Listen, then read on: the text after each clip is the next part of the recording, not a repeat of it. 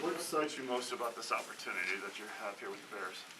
Yeah, this was a great opportunity for me to come here. The relationship that I had with Bill Laser coming in was an easy connection from the start, and then getting to be around this organization and know that there's high expectations here, and this team has been close the last several years, and we've got a good group. I think that's the thing that you was able to hear it from afar, just kind of going through the whole free agency process, and now getting to be a part of it and getting to see all the guys that we have and some of the new guys that we've brought in. I'm excited about this team and what we're going to be able to do. Andy, how would you characterize the growth you made in the spring and where your comfort with the offense is as you get started tomorrow? Yeah, I think when you get into it, you want it to become second nature. It's like every offense you go in, it just takes a little time, okay? It's one thing to read a play, to see it on the piece of paper. It's another thing to get the play call it, be in the huddle, directing guys, making sure everybody's on the same page with what you're doing. So I think that was a big part of the spring, is just the communication from getting the play call to communicating at the line, making sure everybody was on the same page and the way we were doing things. So thankful for that time to really kind of get into it and be in the offense. You spent so much time with the Bengals. What did you learn when you went to the Cowboys and you had to learn teammates and schemes and everything, and how do you apply that here? It's like, I got to experience a little bit of what it was like last year to then go to a new team, and then now I get to experience it again. So it's like I've kind of been through that whole process before. It's like sets you up to be in a better place coming here. I think all those experiences that I've had in Cincinnati, and then the experience of experiencing a new team in Dallas, just kind of, it gives you a better perspective and better understanding of what you're about to walk into. You're here because there are fewer restrictions than there were last year when you were in Dallas in terms of being able to see your teammates, in the offseason. Yeah, I think so. And actually, the fact that we were able to be here and not, last year everything was on Zoom and virtual and all that kind of stuff. So actually getting to be in the building and getting to work, that was a really good thing. What about what you perhaps learned about yourself going to Dallas last year and going through that experience, and maybe what you learned about what you still want to accomplish in your career? To go to Dallas last year, it was taking a step back for me. I'd started in Cincinnati for 9 years, and then when I took the opportunity to play in Dallas last year, I knew the position I was going into. I was going to be the backup for Dak, and I wasn't expecting to play.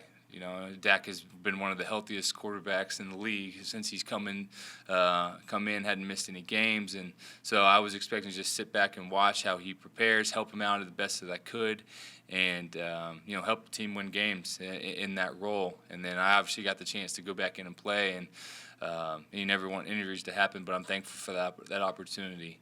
That I got to continue playing and not just sitting back. I think that's one thing when you sit back on the sideline and you're watching the game and you're in the backup role is, for me, the competitor in me wanted to be out there. And I think it gives you this appreciation to actually being on the field and being the guy and being in that role. Andy, where are you, personally processing that you're the starting quarterback for the Bears, but there is this first-round pick in Justin Fields? I know, during OTAs you said have a great relationship with him, but how do you process all of that and all the attention that he is getting and is going to get? Yeah, it comes with that position. He's a first-round pick. I understand that, but I also understand that I'm the starter, and I understand that. I knew I signed a one-year deal. I knew that I was going to come in. I was going to be the starter, regardless of the situation coming in. And so that's my focus. I'm not worried about all the stuff that's going to be going on with Justin because that doesn't affect me. At the end of the day, it's what I'm going to be doing and everything. And Justin and I have a really good relationship, and I'm trying to help him out as much as I can. Andy, we see you in here without the mask. Did you get the vaccine, and what went into that decision for you? Yeah, I think there's, that's what everybody's going to be talking about is the vaccine and all that kind of stuff. It's personal decisions for everybody, and, everybody's got to make that decision for themselves. You could have been in a similar situation last year with Burrow. They went in a different direction after they drafted him. Did you know you weren't going to be back before they drafted Joe Burrow, or was that decision made after they made the decision to get him? There was a lot of different conversations that were had in Cincinnati. and there were talks of me being traded early on in the process. There were other, talks of just different things. And so at the end of the day, both sides decided to move on. And, I'm thankful for my time in Cincinnati, and I'm really happy where I'm at. Andy, this is an offense that struggled to create an identity the last several seasons. So what's your expectation of what the identity is going to be and what's going to lead to improvements offensively? I feel like with this offense and the players that we have, I think we can be pretty versatile. We can do a lot of different things. We can run the ball, tight formations. We can spread you out and throw the ball. So I think that's the different thing. We don't want to have one identity of this is exactly what we are. We want to be able to be multiple and be able to do different things. And I think we'll really figure out who we are once the season gets going and once we kind of get through camp and all that kind of stuff. But I'm excited about what we've got going. When you think back to your start in this league 10 years ago, what do you remember as being the biggest challenges of starting right away as a rookie, and what do you remember as being the benefits to getting out there and experiencing it? Yeah, I think the biggest thing, the best thing you can do is play. That's the best experience that you can get. And, you're seeing new looks each week. You're learning different defenses, learning different schemes, learning all the different pressures that teams are going to be throwing at you. You're going to know the offense.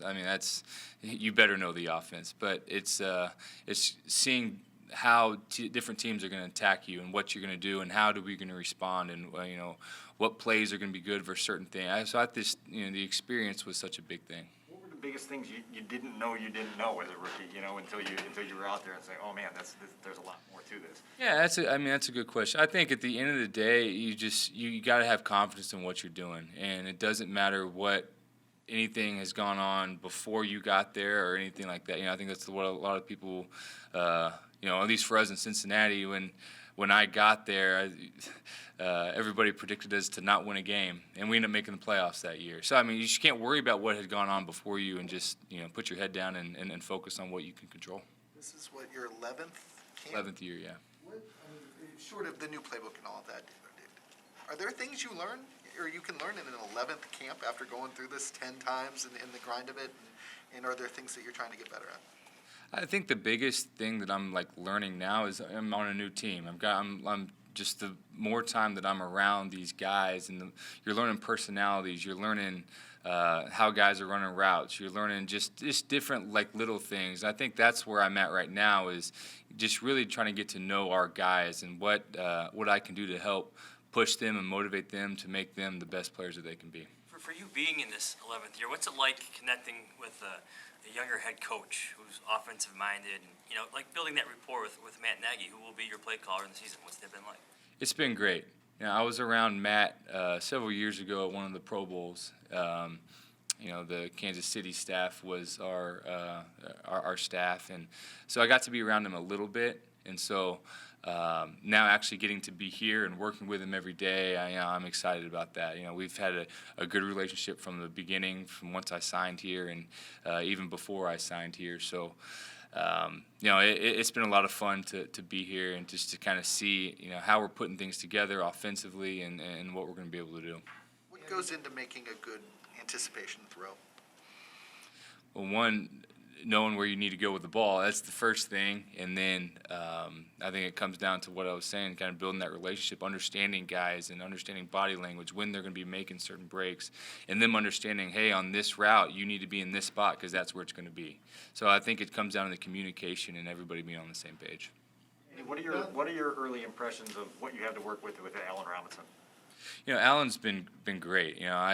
You've seen him on tape for years, and then getting into this offense and watching him, how we've been trying to match him up on certain guys, and there's been give him a chance to make a play on the ball, and he seems to come down with it more than not, and.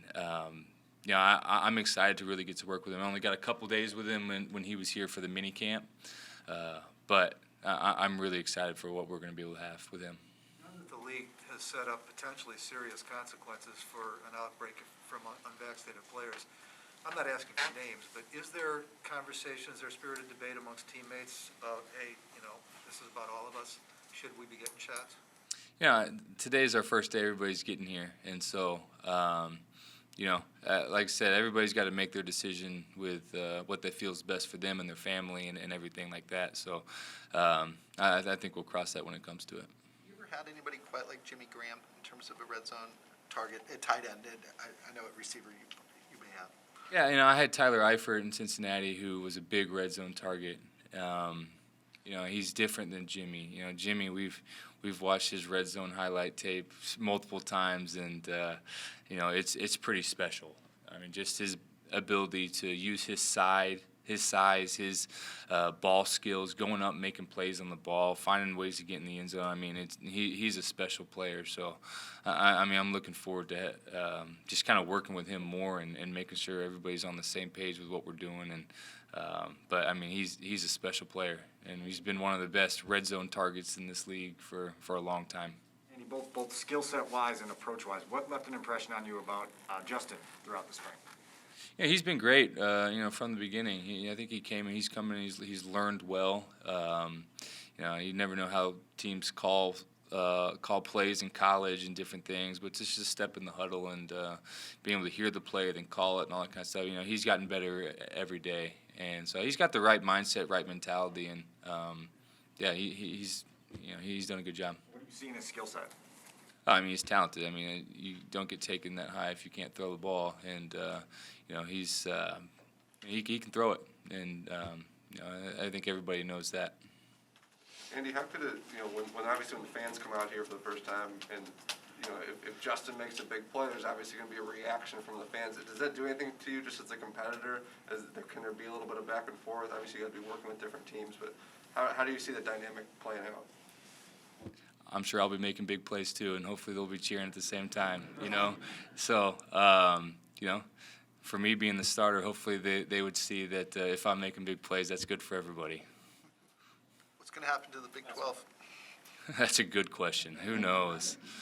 Who knows what's going to happen? Hopefully something good happens for TCU, though. I know that.